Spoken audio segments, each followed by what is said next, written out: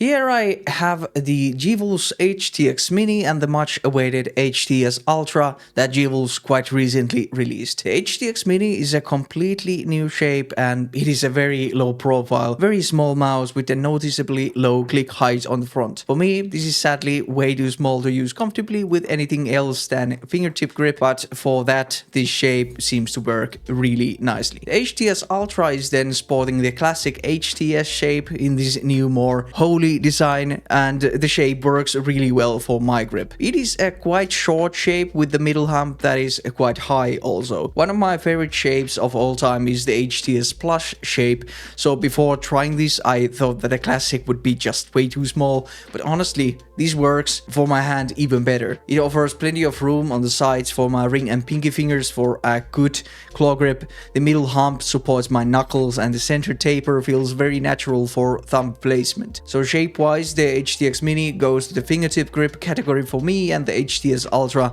straight to one of the best claw grip shapes that I've tried. The surface of these both is kinda interesting, and they now are using this golf ball-like texture on the solid parts of the shell. So the HTX Mini is completely golf balled and the HTS Ultra on the sides and kinda on the buttons as well, but the buttons have now holes also. The surface is made to ensure a better grip without needing to use a coating on the shell, and it also will provide a better surface for their gamer clay to attach to. In real use, I still find it to be quite slippery surface to use, so pretty much all the time I put into using these, I was using the provided grips. On the HTS Ultra, the main button holes are also kinda irritating the touch without grips, at least for me. Why there are holes on the main buttons, you may ask, and I do have an answer for you.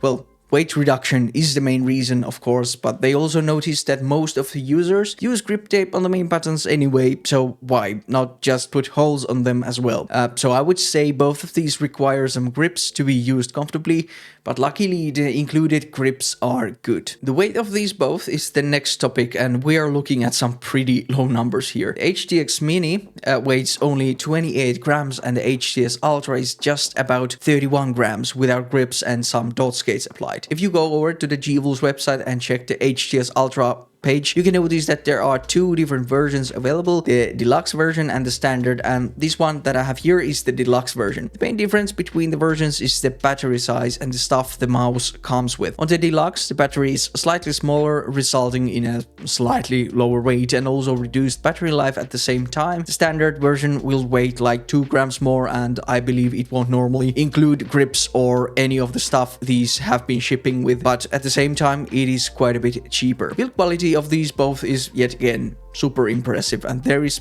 like zero creaking or shell flexing from the sides on either one of these. The shell walls are very thin, so you can get both to flex if you press from the empty space where your palm rests, but don't do that. There's no way your palm puts that kind of pressure on these while you use them normally. But yeah, the reason these feel so incredibly rigid is JERRORR's way of reinforcing the shell with the PCB that they have been perfecting for years now, and their plastic injection is also operating at a very low tolerances.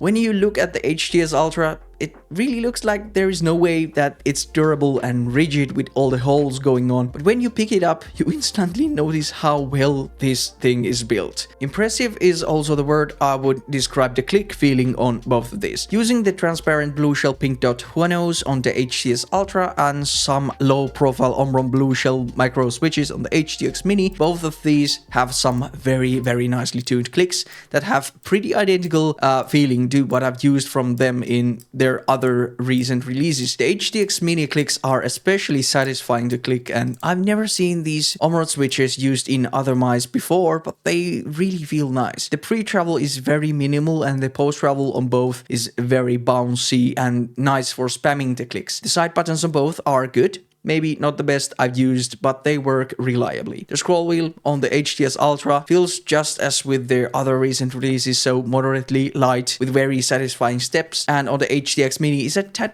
bit more tight feeling, but still very nice. Here is a quick sound test.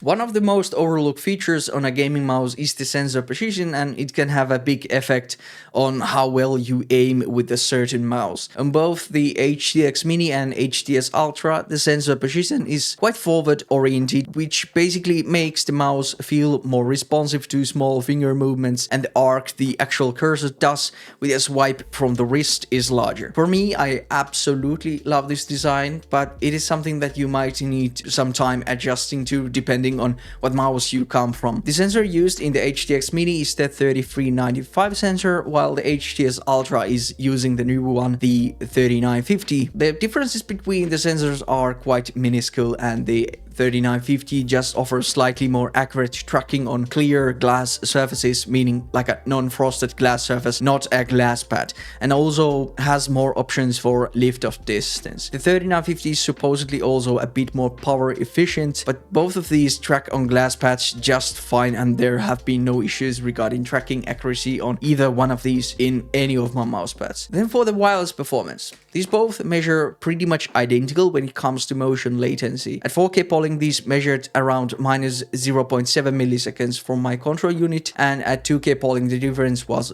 minus 0.5 milliseconds, which both can be considered top tier. The polling was also very stable all across the board. You may be wondering why I chose to omit the 8K polling and 1K polling numbers from my graphs this time, but the reason for this is quite simple. I feel like 2K and 4K are the most used poly rates with these modern mice, and they give you the best idea about the sensor performance really. While redoing my motion latency tests with every mouse seen in this graph, I saw quite a bit of weirdness on some 8K implementations, and there were times it would measure a higher latency than with 4K, for example, maybe because some buffer they used. The software for these measurements is also not the most consistent, especially with these higher polling rates, especially 8K. So for these reasons, and also for readability of this chart, I will most likely only compare motion delay with 2K and 4K polling rates from this day onwards. For the click latency with the newest firmware of the HTS Ultra, I pretty much got 0.4 milliseconds with every polling rate, which is pretty much up there with the rest of the best. The result is slightly higher than with the previous firmware of the HTS2 and the HDR, but I feel like they most likely optimized this HTS Ultra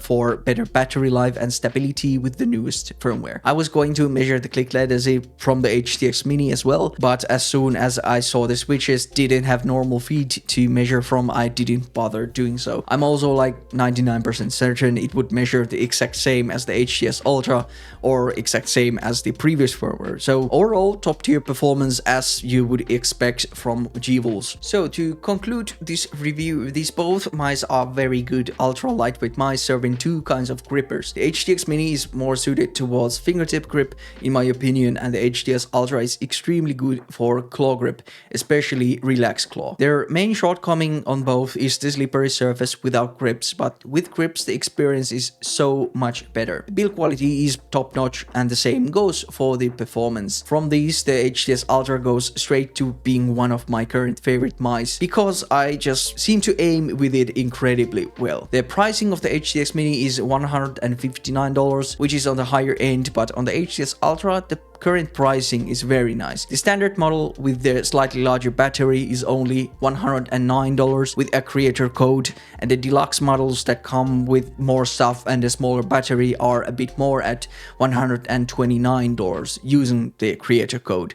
The price will probably rise a bit in the future based on their 3-stage release plan, but I don't know if that really happens or when that happens, if that happens. But yeah, that is all for this one. Thanks for watching and goodbye.